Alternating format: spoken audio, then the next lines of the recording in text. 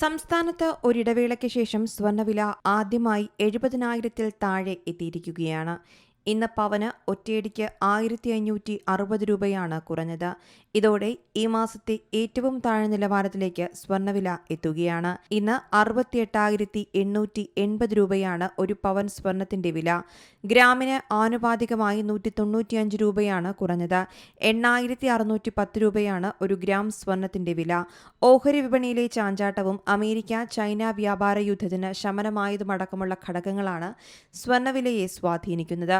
കഴിഞ്ഞ ദിവസങ്ങളിൽ സുരക്ഷിത നിക്ഷേപം എന്ന നിലയിൽ സ്വർണത്തിലേക്ക് കൂടുതൽ ആളുകൾ എത്തിയതാണ് സ്വർണ്ണവില ഉയരാൻ കാരണമായത്. എന്നാൽ ഓഹരി വിപണിയിൽ വീണ്ടും ഉണർവെത്തിയതോടെ നിക്ഷേപകർ അവിടേക്ക് നീങ്ങിയതാണ് സ്വർണ്ണവിലയിൽ പ്രതിഫലിച്ചത്. കഴിഞ്ഞ ഏപ്രിൽ 22-ന് കുറിച്ച പവന് 74,320 രൂപയും ഗ്രാമിന് 9,290 രൂപയുമാണ് കേരളത്തിലെ റെക്കോർഡ് ഉയരം. എട്ടിന് രേഖപ്പെടുത്തിയ 73,040 രൂപയാണ് ഈ മാസത്തെ ഏറ്റവും ഉയർന്ന നിലവാരം. ഒരാഴ്ചയ്ക്കിടെ പവൻ വിലയിൽ ഏകദേശം 4,000-ലധികം രൂപയാണ് കുറഞ്ഞിട്ടുള്ളത്. ഏപ്രിൽ 12-നാണ് സ്വർണ്ണവില ആദ്യമായി 70,000 കടക്കുന്നത്. News desk Zee Malayalam news.